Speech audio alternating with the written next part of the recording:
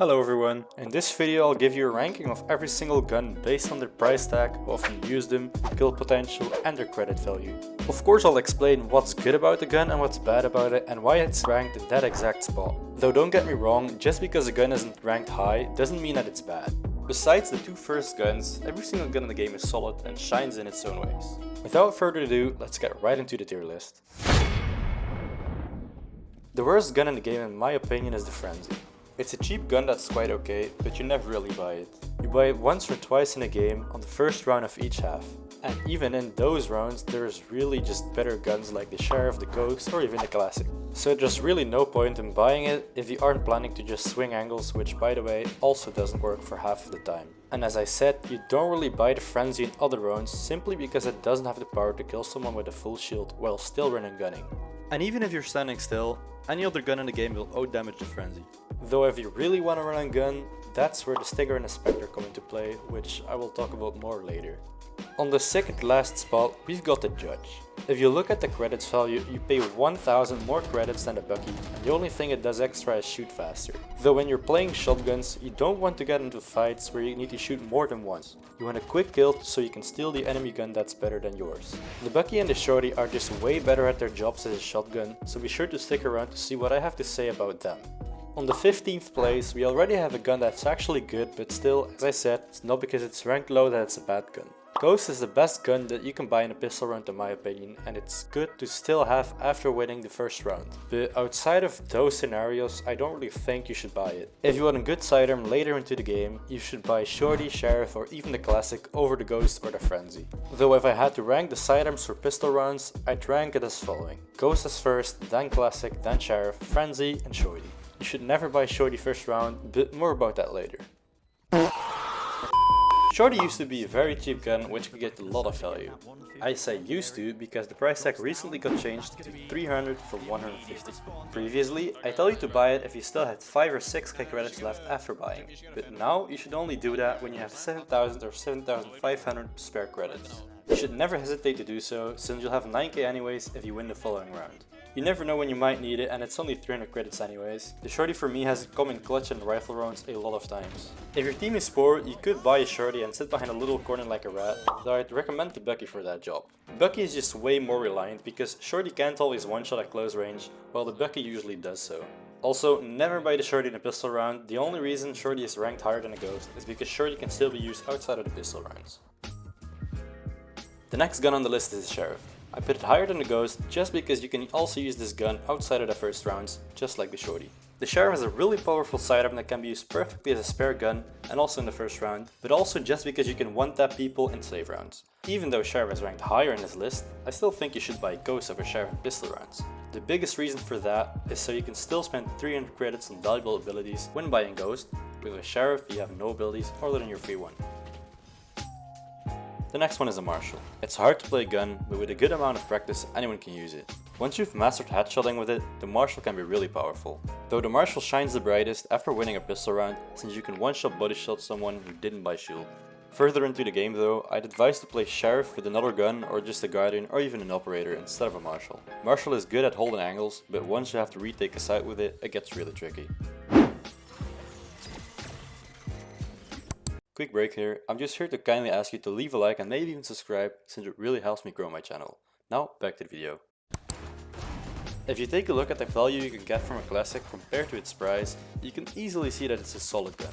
We've all had a situation where a gun was empty, but that free gun you didn't pay attention to in the buy round is there to save the day. The jumping right click never fails to work. The Classic is also a really solid gun for sentinels like Sage, Deadlock or Killjoy who buy util and a small shield. Combining Classic with a small shield keeps you from being one-shot by the Ghost. Surviving something crucial like that can sometimes heavily impact a pistol round in your favor, which is usually the start to a sweet victory. But again, the most important part of this gun is that it's completely free. You may or may not be surprised to see the Bucky being placed this high.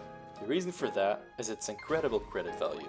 The Bucky is a gun you can buy when you can't afford rifles and when another cheap gun just doesn't work. Though, almost every time you buy a Bucky, if you play it smart, you are guaranteed another more expensive gun. It might be a ratty thing to do, but camping in a corner and just picking someone off with the Bucky is really good play. You pay 850 credits for a blade that's almost guaranteed to give you a full-on rifle, although the Bucky becomes useless when the enemy team is not actually pushing your side, since it's really hard to retake with a shotgun. Now the Ares is one of the most underused and underrated guns in the game. It's a mini Odin with half the magazine but half the price as well.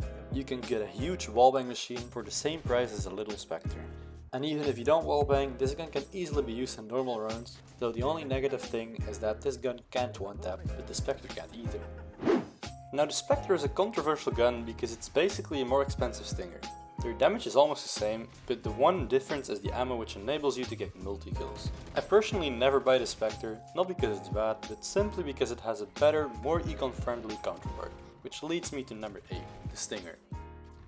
The Stinger is a very cheap gun that can be used to assassinate enemies really fast. The run and gun potential is really good, and even without run and gunning, the gun can still be used at quite the range if you master the recoil perfectly. If you haven't mastered the recoil on the Stinger yet, I'd advise you to use the sidearm for long range fights. I discourage using the ADS feature on this gun because Stinger is not meant for long range fights, and using ADS on close range is just plain up stupid. One negative point about the Stinger though is that it's hard to kill multiple people at once. Especially when you are run and gunning, you usually use all 20 bullets for one person, so be careful when you do so. Though luckily the Stinger does have a quick reload speed to help you out a bit. One trick I always use in my games to keep myself wealthy is to buy a Stinger light shield after winning the pistol round, but also just when you're saving.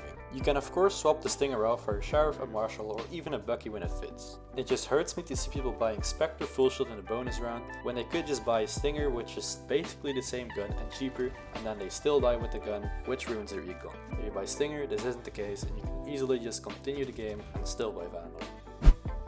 The Guardian is a really solid gun with 100% accuracy with its first shot, unlike any other rifle. You can always get rewarded for having good aim and keeping headshot level. Guardian is a really good alternate gun for when you can't buy a Vandal. Also, never buy a Marshal or Sheriff when you can buy a Guardian, since it is everything way better. You can also just buy Guardian Vandal rounds if you're pretty sure that they're gonna come into the long angle that you're holding. Now before we get into the top 5 guns, I'd be really happy to hear what you think the best 5 guns are. Also, did you agree when I said that the Frenzy and the Judge are bad? Be sure to comment down below what the 3 worst guns are, what you think about the Judge and the Frenzy in general. Be sure to type your thoughts in the comments down below, because I'm really interested to see what you guys think about the guns in Valorant. The 5th best gun in the game in my opinion is the Bulldog. Even though the Guardian is more accurate than any other rifle, I still think the Bulldog is just a little better. The Bulldog is a really underrated gun by many, just like the Ares. It's practically the same as a Vandal, but the only difference is that you can't one-tap and that's a little cheaper. Even though you can't one-tap, 2 taps are very easy. To one-shot with the Bulldog, you need 1 headshot and 1 body shot at any given range. Just like the Stinger, I see people using ADS, which is a mistake on this gun. It limits you to only 3 shots every time you shoot, which is usually not fast enough to kill someone, and usually you will die because you're standing scoped in, not dealing damage because you can't shoot. Also, the recoil in this gun is really easy, so you don't even need ADS in general. If you don't yet know how to play the Bulldog, you should just play it like a Vandal and you'll be perfectly fine. Speaking about the Vandal, by the way, you should only buy a Bulldog when you don't have enough credits for a Vandal. It's better to buy a Bulldog full shield or light shield and all abilities over a Vandal low shield or Vandal no shield and not even all abilities. It can also be really good to sometimes buy it in full round when your team is a little richer than you, just so you get on the same level of their econ. Now the Odin is a gun hated by many. It's an annoying wallbang gun with 100 bullets that appears to keep shooting for the entire round while one-shotting people in the process. While this is all true, it's still a good gun, so many might not like it, but buying an Odin can sometimes win rounds or even games you might not have won without buying it. You don't necessarily need to buy it every round, but buying it now and then can easily save game. Just like the Ares, the Odin is good at wallbanging and you really need to abuse it since almost every wall in this game is paper thin. Another great advantage of the Odin is that you don't have to reload as often. With other guns you might run into the issue with having no bullets when enemies are rushing you, but with the Odin you aren't as likely to run into this problem. You should try to buy the Odin over Ares every single time if you have enough credits left after doing so. Though if you just have enough credits for an Odin full shield and all abilities, don't do it, instead just buy Ares. But if you still have 1000 credits left after buying the Odin, all abilities and a full shield, be sure to do so. Now we are getting in the rifle territory. The Phantom is an amazing gun just like the Vandal, but we all know why the Vandal and the Phantom are such solid guns, so I won't explain why. I'll explain why one is better than the other in some situations. Phantom is better for spraying since it has more bullets, has more accurate spray, and doesn't leave bullet tracers. But one thing it can't do, which the Vandal can, is one tapping at any range, which the Phantom can't do. You should play Phantom on every single smoker since it doesn't leave bullet tracers, and you should also play it on duelists that like to go all in since you can still one tap at medium range. The Vandal has less accurate spray, less bullets, and does have bullet tracers, but it still does have the capability to do sweet one taps. In this list, the Vandal is ranked higher than the Phantom, but that's all my personal preference. Which rifle you think is better depends on the person and also on the age that you're playing. Like I said with the Phantom, you should buy the Phantom when you're playing smokes or all-in duelists, so Vandal you just buy on every single other scenario, but if you're not that good at one-tapping, you could just use the Phantom and spray and pray of course. Now for me, I'm a Sova player, so I think the Vandal is the best, but for others it's the Phantom. Like I said, which one you prefer depends on you. You can still play Vandal on smokers and Phantom on Sova, but it depends on what you like to buy because they're so similar and they both work in every single situation. Now the best gun in the entire game is the Operator. There's a reason why it's such a big deal in pro play. It has the potential to delete a player from the round while not even having to aim for the head.